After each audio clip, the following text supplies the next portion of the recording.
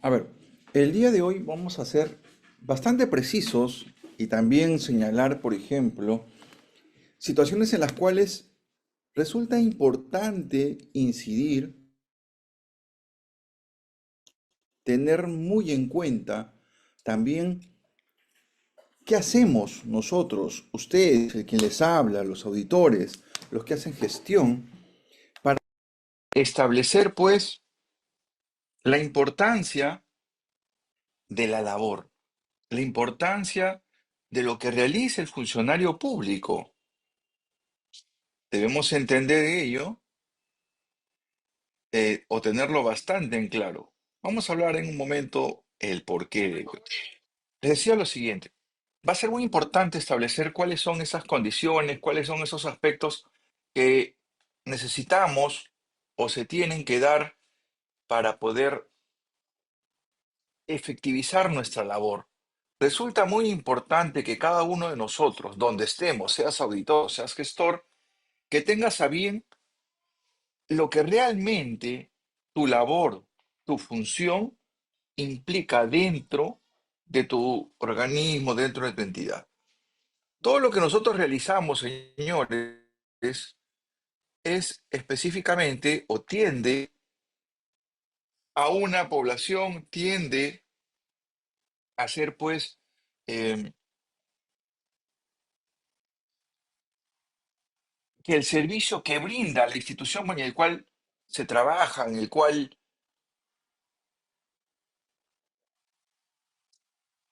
se hace una determinada actividad, sea siempre en beneficio de los pobladores o de la población que recibe o que está dentro del ámbito de la entidad. ¿Ya?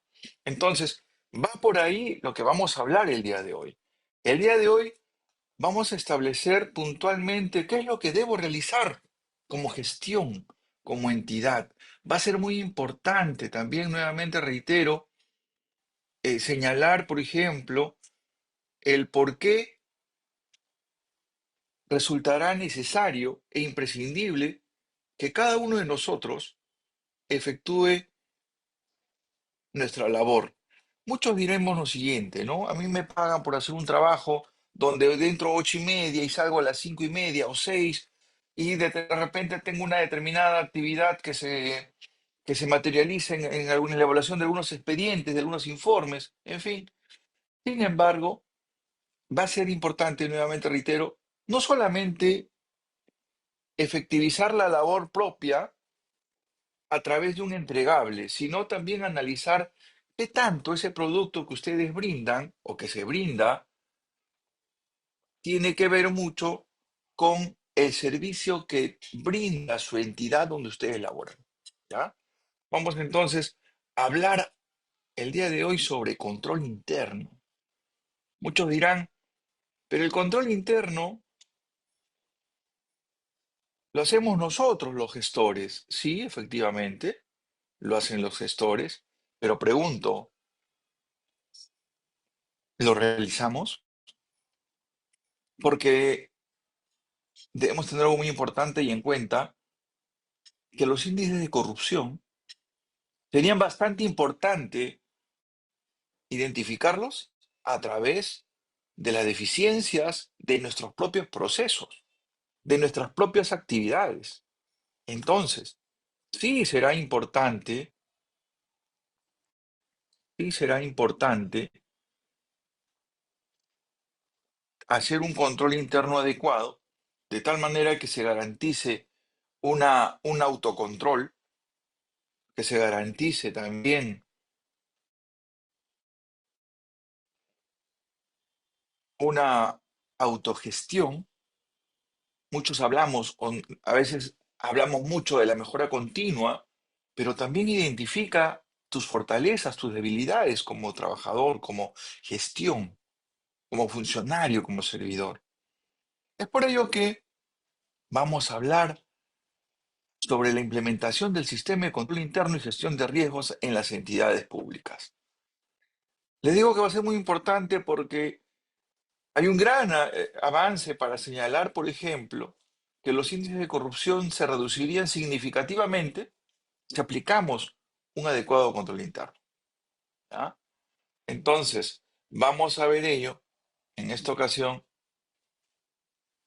para poder nosotros articular en principio qué es el control interno, de qué se trata, cómo se efectúa realmente en la entidad y luego cómo el Sistema Nacional de Control, a través de la Contraloría, verifica que las entidades implementen su control interno.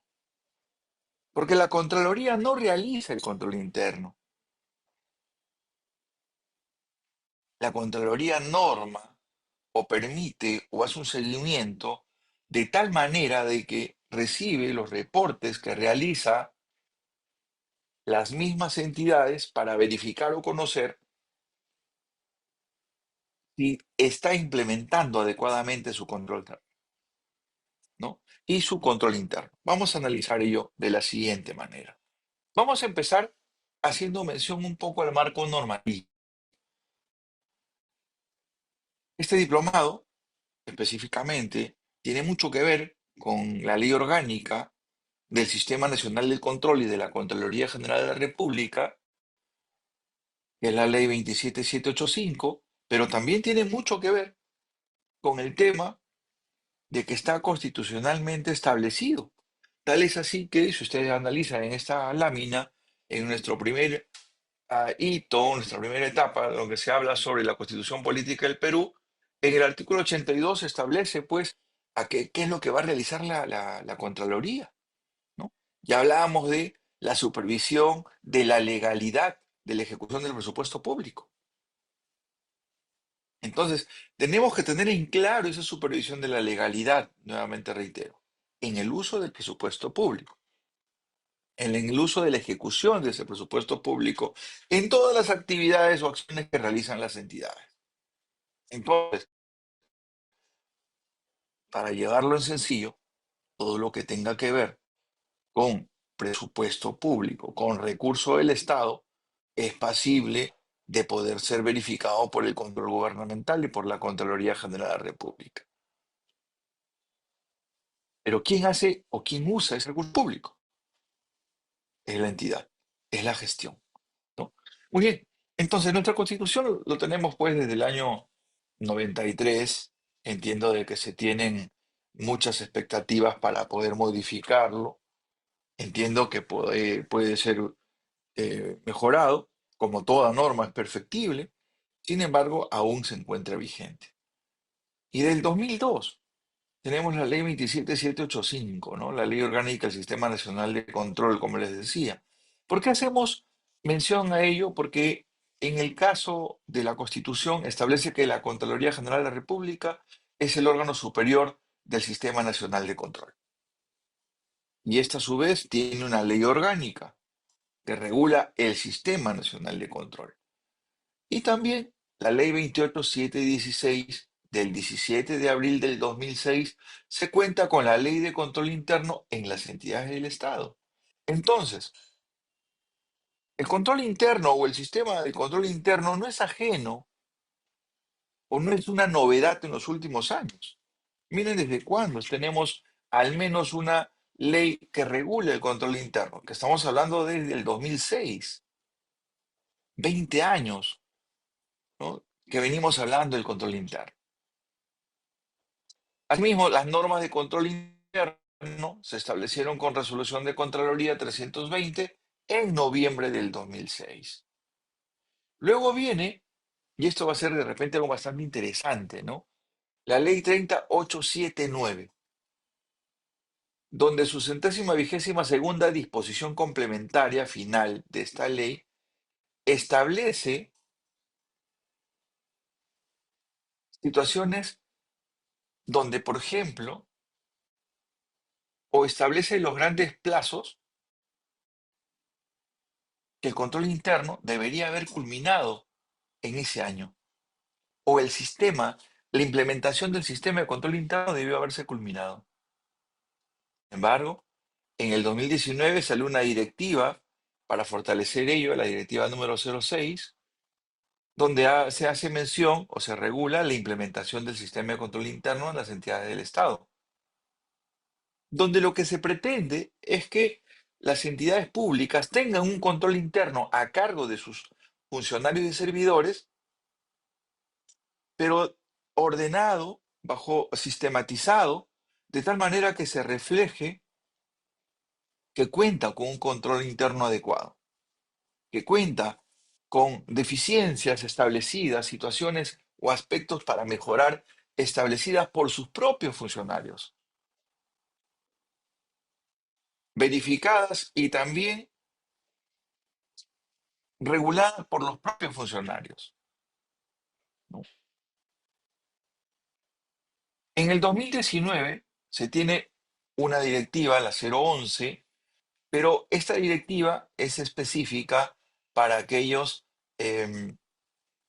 empresas como el BCR, el Petroperú, la SBS, FONAFE y otras bajo la supervisión de estas entidades mencionadas. Entonces, hay dos directivas del sistema de control interno. Uno, la directiva número 06, que son la mayoría de las entidades públicas, gobiernos locales, gobiernos regionales, y una exclusiva para el BCR, Petroperú, la SBS y FONAFE, que es la directiva 011. Si usted, estimado participante, trabaja en una de las entidades BCR, Petroperú, SBS, FONAFE, tiene que conocer, tiene que tomar en cuenta para la implementación del sistema de control interno la directiva número 011. En cambio, si usted trabaja en una municipalidad, en un gobierno regional, tenemos la directiva número 006. Usted trabaja en salud, usted trabaja en un hospital, ¿no? Tengamos estos dos aspectos en consideración. El 30 de marzo del 2021 se tiene una resolución de Contraloría que hace mención, la 093 del 2021, a la modificación de la directiva número 06. Aquí se modifican algunos criterios de priorización, periodos para incorporar los productos, seguimiento de la ejecución del plan. Ahora, ¿qué implica ello? Se incluyeron algunos formatos, se estandarizaron procesos, procedimientos, de tal manera que se facilite la implementación del sistema de control interno y el reporte de las mismas hacia la Contraloría, porque la Contraloría es quien hace el seguimiento de ello, para verificar si se cumple o no con el sistema de control, con la implementación, perdón, del sistema de control interno. El 9 de marzo del 2022, es decir, un año después, se genera una nueva modificación, pero aquí se establecen nuevos plazos para la presentación del PA y se aprueban plazos excepcionales para el caso de gobiernos regionales y gobiernos regionales. Entonces, estamos hablando del 2022. Tenemos la ley 3079 del diciembre del 2018, que establecía lo que señalaba la ley del presupuesto para el 2019, que debería haberse implementado en ese año el sistema de control interno. Sin embargo, 2022 y se seguían o se continuaban ampliando los plazos. Motivados, recuerden que el 2020 hubo el tema del COVID, donde afectó a todos, se tomó esas consideraciones para ampliar el plazo, otras porque no se tenían procesos estandarizados. Recuerden que a fines del 2020 y 2021 se estableció o se precisó, por ejemplo, algunas consideraciones de emergencia para la reactivación de la economía en el Perú, ¿no? Entonces, se hizo o se tuvo en cuenta estas modificaciones de los plazos. El 24 de febrero del 2023, o una nueva modificación donde se estandarizan o se establecen modificaciones a los anexos de la directiva.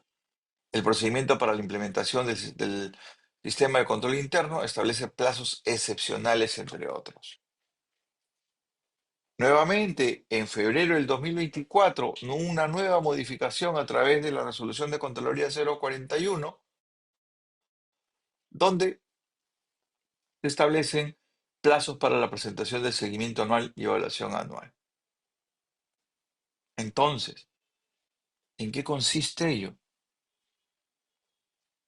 Que si bien es cierto, la entidad puede implementar el sistema de control interno o puede mejorar su control interno, debe reportar a la Contraloría cómo está incrementando o cómo está haciendo su implementación. Lo importante o necesario es que se produzca pues la implementación al 100%. ¿Y qué involucra que la implementación al 100%? Involucra que en todas las entidades, en todos sus órganos internos, en todas sus jefaturas, gerencias, subgerencias, tomen relevancia del control interno, de tal manera de que su productividad o su prestación de servicio sea de calidad y se tenga la aprobación del, del área usuaria final o de la población que reciba ese servicio. ¿Cuántos de nosotros aquí, señores, un proceso, a ver, o un producto eh, de un gobierno local, de una municipalidad distrital, áreas verdes, por ejemplo? El riego, hay un riego tecnificado, hay un sembrío previo, hay una poda de árboles y demás aspectos que involucra, pues, que ese servicio que lo realizan el personal de la municipalidad, que sea satisfacción nuestra, del poblador que sale por la calle y puede respirar el aire puro un poco contaminado con el smog de la ciudad, ¿no? ¿Y estamos conformes? Habrá algunos que no, habrá algunos que no cuentan con áreas verdes o las zonas de las áreas verdes, las jardineras y demás, o sus parques y jardines, pues están marchitos o no tienen, por falta de agua, por falta de regadío, por falta de sembrío, en fin. Y ustedes me dirán, ¿y en qué entra entonces el control interno? En que alguien de la misma entidad, de esa área que estamos mencionando, debe conocer la problemática del por qué las áreas verdes no se encuentran a satisfacción del poblador o por qué hay quejas de ello. Va a identificar quizás que le falta personal, que no tiene personal calificado, que el riego es tan fuerte que daña las semillas o las pequeñas plantas y las termina eliminando. Aquel que realiza o conoce el producto que está entregando o el servicio que está entregando, pues debe conocer también las deficiencias o los aspectos o los riesgos que generan esa insatisfacción del poblador o que generan que ese producto se vea afectado.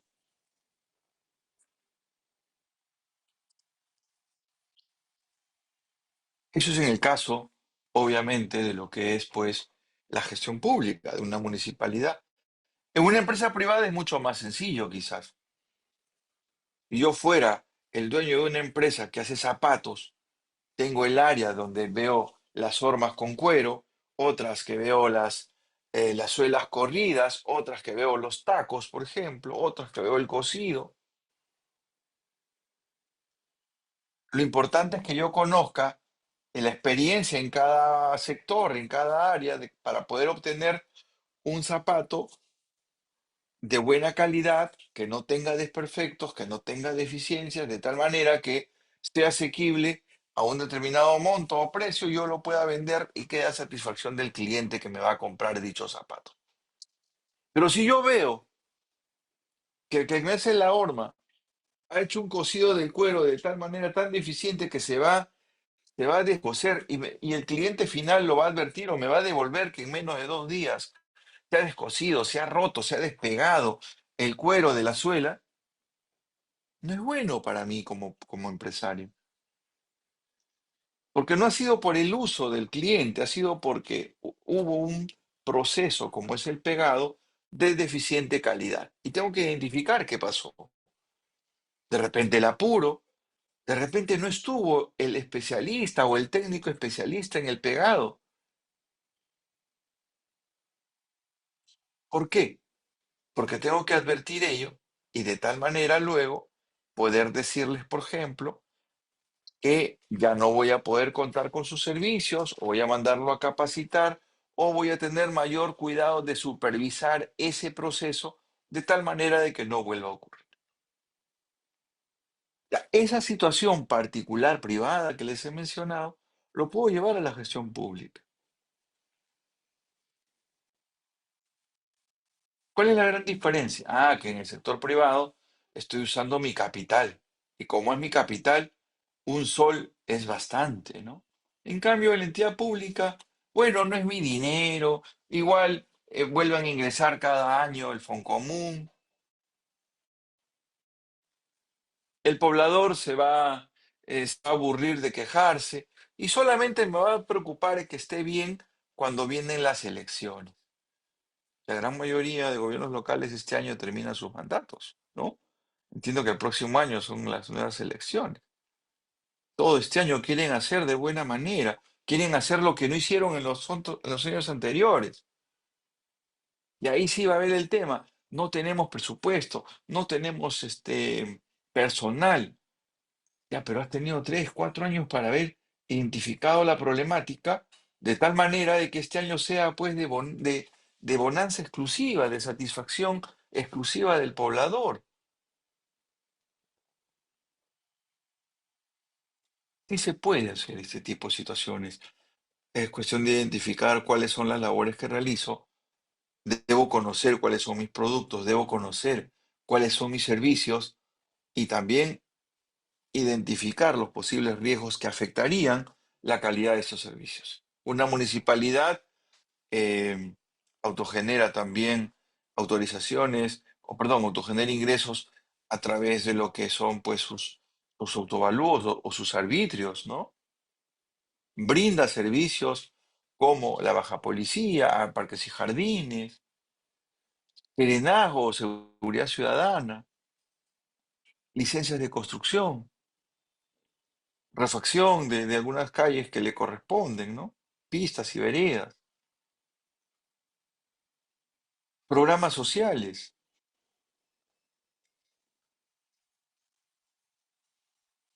Entonces, para subvencionar todo ello, necesita, o para tener todo ello, necesita un financiamiento adecuado. Pero ese financiamiento adecuado debe ir al servicio de tal manera de que este servicio sea de buena calidad. Muy bien, este es el marco normativo, como ustedes habrán dado cuenta, desde la misma ley de control interno, que habla pues todavía de situaciones establecidas en el año 2006, ¿no? El 18 de julio del 2024 se han modificado los anexos de la directiva. Aún este semestre o este trimestre se va a establecer el entregable de lo que es el sistema de control interno del año 2024.